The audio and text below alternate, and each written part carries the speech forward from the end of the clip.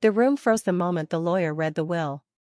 My grandfather's death still stung, and I hadn't even begun to grieve when my mother, Claire, stood, gripping Victor's arm. Her voice was calm, commanding. "From now on, Victor will lead the company." I blinked.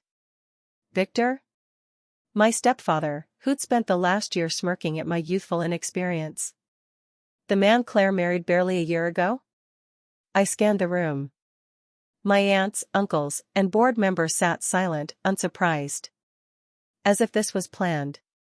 But there was a problem with Claire's bold claim. I owned the company now. Claire stared at the lawyer, expecting him to nod along. Instead, he adjusted his glasses and looked at me. Per Mr. Harrow's will, his entire estate, including all shares in Harrow Enterprises, goes to his granddaughter, Emma Harrow. The silence was suffocating. Every eye turned to me. Claire's face tightened. "That's a mistake," she snapped. "He meant me." The lawyer didn't flinch. "No mistake. Emma is the sole heir, effective immediately. She owns the company." Victor laughed, low and mocking. "Emma, you can't be serious. A business like this needs experience, not a college kid playing CEO." I said nothing, watching them. Claire's composure cracked. "If that's how it is," she hissed, "you're out of our house. Pack your things." I stared at her. "Our house?" I almost laughed. "You mean Grandpa's house?" I said, voice steady. "Check the will again, Mom. I think you'll find another surprise." I sat in the lawyer's office, still reeling from the will's bombshell. Claire's demand to kick me out of her house echoed in my mind, but my retort about Grandpa's house had silenced her. Now, her face was pale with rage, lips pressed tight. Victor stood beside her, his smug grin faltering. A memory hit me. A week before Grandpa's death, I sat by his hospital bed, holding his frail hand. "Emma," he'd whispered, voice raspy, "you're the only one I trust." Tears had burned my eyes. Grandpa always saw me, unlike Claire, who called me a failure. "They'll try to take it," he'd warned, grip tightening. "Don't let them. I've set things up for you." I hadn't understood then, but now it was clear. Back in the present, Claire's voice cut through. "This is absurd," she snapped. "That house is ours. You can't just take it." The lawyer adjusted his papers, unfazed. "Mr. Harrow's will is clear. Emma inherits the estate, including the family home, all assets, and 100% of Harrow Enterprises shares." Claire's eyes widened. She hadn't realized the house was mine too. "You're not welcome here," she said, voice icy. "Leave by tonight." I laughed, sharp and bitter. "Mom, you're not listening. This is my house now. Grandpa left it to me. You might want to pack." Victor stepped in, his tone dripping with condescension. "Emma, sweetheart, you're young. Running a company this big? It's not a game. You need experience, someone like me. Let us guide you." There it was. Their plan. They thought I'd hand over control, too naive to see through them. Claire nodded. "We're family, Emma. We'll help you." "Help?" I said, crossing my arms. "You mean take over? You thought Grandpa would leave everything to you, didn't you? But he didn't trust you, Mom.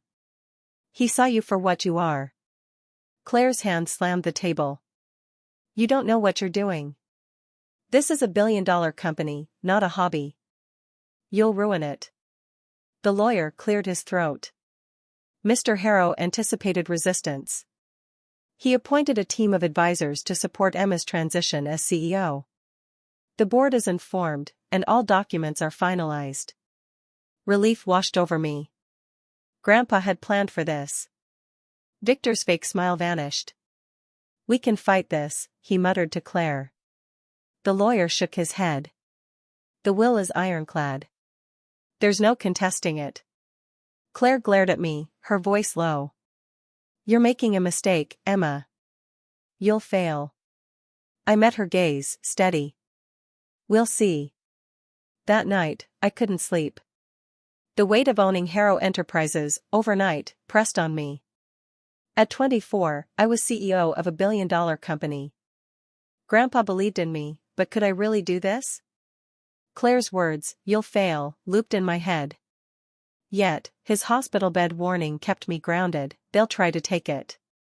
The next morning, the lawyer called me to his office. "Emma," he said, "your grandfather left more than the company." He slid a folder across the desk. "The estate includes his mansion, personal accounts, and all shares. You're the sole beneficiary." I exhaled, stunned. The house was mine. Everything was. "There's more," he continued. "He knew you'd face resistance, so he appointed a team of advisors, his most trusted executives, to guide you as CEO. The board's been notified. It's all legal." Relief hit me. Grandpa had planned for this fight. I wasn't alone. "He thought of everything," I said, voice soft. "He did," the lawyer nodded. "He updated the will 3 months ago, fully aware." As I left, I felt a spark of confidence. Grandpa saw something in me Claire never did. I wouldn't let him down. Later, Claire and Victor cornered me outside the company headquarters. Claire's tone was eerily calm. "Emma, we need to talk." "Just family."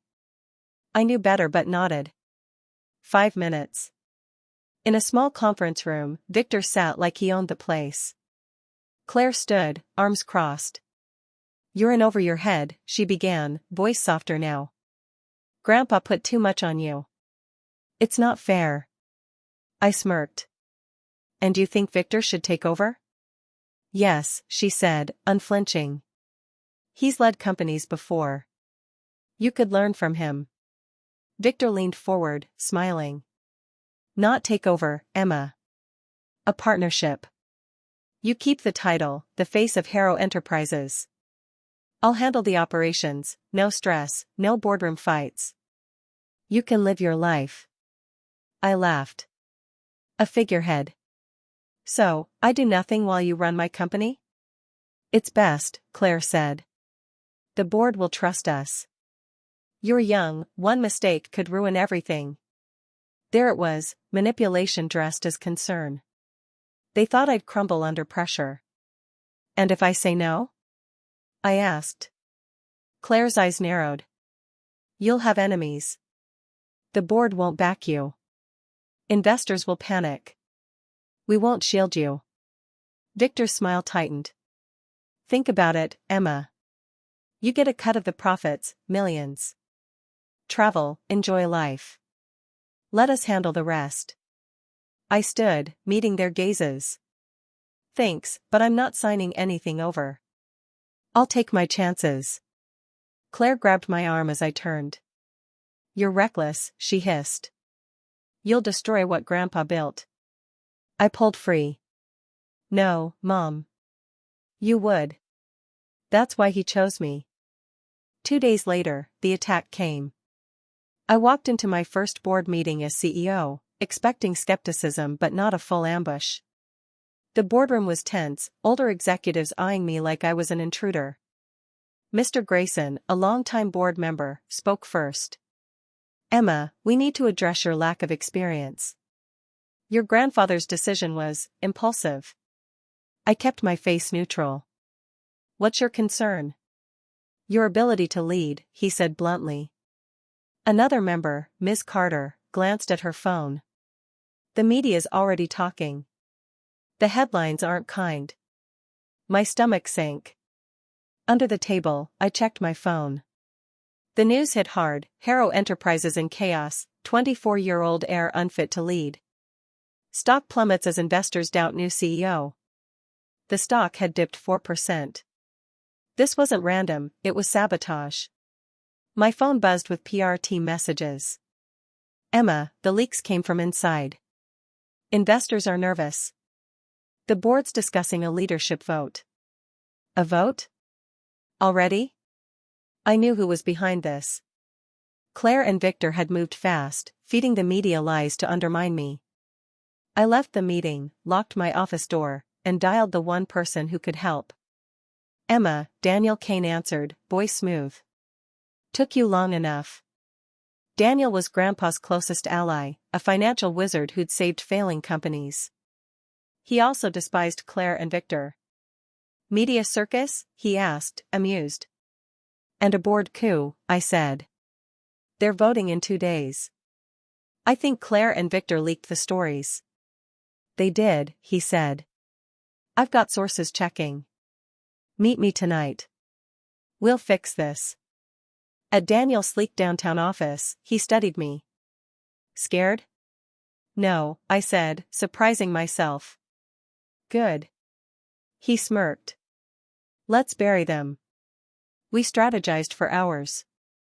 First, he'd rally loyal investors to back me before the vote. Second, I'd do an exclusive interview to counter the press, sharing Grandpa's trust in me.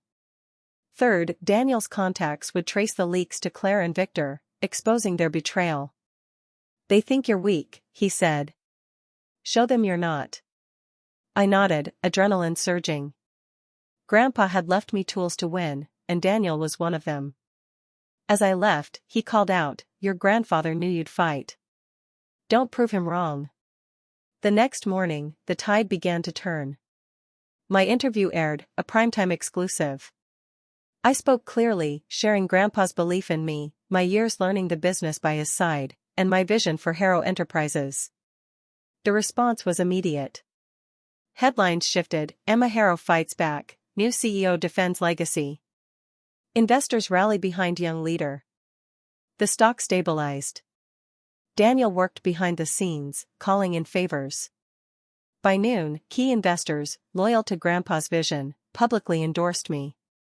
Their support sent a message to the board, I wasn't going anywhere. Then came the breakthrough.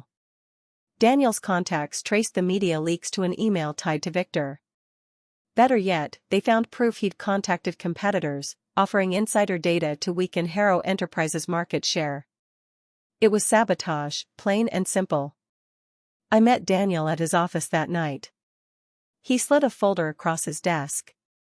Emails, call logs, even a text from Victor to Claire bragging about scaring Emma out. It's damning.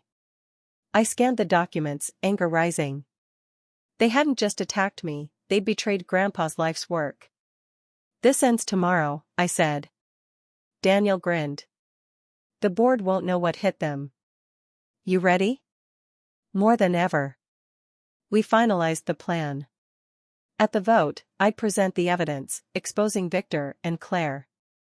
Daniel would ensure investors pressured the board to back me. They thought you'd fold, he said. Big mistake. By morning, new headlines broke, Harrow sabotage uncovered, who's betraying the empire? The public was turning, and Claire and Victor's scheme was unraveling. I felt a surge of power. Grandpa had chosen me for a reason, and I was about to prove why. The boardroom was packed, every seat filled with executives who'd served under Grandpa. I stood at the head of the table, heart steady despite the stakes. Today, I'd either secure my place as CEO or lose everything. Mr. Grayson opened the meeting. We're here to vote on leadership. Concerns about Emma's inexperience have prompted an alternative plan. The doors swung open. Claire and Victor walked in, smug. Victor cleared his throat, acting like he already ran the show. Ladies and gentlemen, this company needs experience. I respect Emma, he said, flashing a fake smile, but I'm the right choice for CEO. She can remain the public face while I lead. I let him finish, then spoke. Funny, Victor. You didn't mention that in your emails to our competitors. His face froze. Murmurs rippled through the room. Daniel slid a folder to Mr. Grayson. Proof, I said. Victor leaked lies to the press, claiming I was unfit. He also offered rivals insider data to tank our market share. Claire helped. The board opened the folder, emails, texts, call logs. Mr. Grayson's expression darkened. What is this? Sabotage, Daniel said coolly. Victor didn't want to save Harrow Enterprises. He wanted to gut it for personal gain. Victor stood, red-faced. This is nonsense. You can't prove. We did, I cut in. The leaks trace to your private email. The texts are from your phone. Claire shot up. Emma, stop this. You're just scared and lashing out. I smiled. You did that yourself, Mom. Mr. Grayson slammed the table. Enough. Victor, you plotted against this company while pretending to protect it. You're done. The room went silent. The vote began. One by one, hands rose for me. Unanimous. I was CEO. Security escorted Victor out, Claire followed, humiliated. You'll regret this, she whispered. I didn't answer. I'd already won. A year later, I stood at a podium, facing a packed auditorium. The spotlight was bright, but I felt steady. When my grandfather chose me to lead Harrow Enterprises, many doubted me. They called me too young, too green. I held up a magazine, its headline bold, Emma Harrow, the CEO who defied the odds. But success isn't about age, I continued. It's about grit, preparation, and rising when others expect you to fall. The crowd applauded. I smiled, thinking of Grandpa. He'd seen me when Claire hadn't, trusted me when Victor mocked me. That trust carried me through the chaos, Claire's betrayal, Victor's sabotage, the board's skepticism. They were gone now, ousted after the vote. I hadn't spoken to Claire since. Part of me mourned the mother I'd wanted, but I'd let that go. With Daniel's guidance and Grandpa's advisors, I'd grown into the role. The company thrived, stocks up, new deals signed. I'd honored Grandpa's legacy while carving my own path. This is for him, I said, voice steady. And for anyone who's been underestimated. The applause roared. I stepped off the stage, knowing I'd won, not just the company, but my place in the world.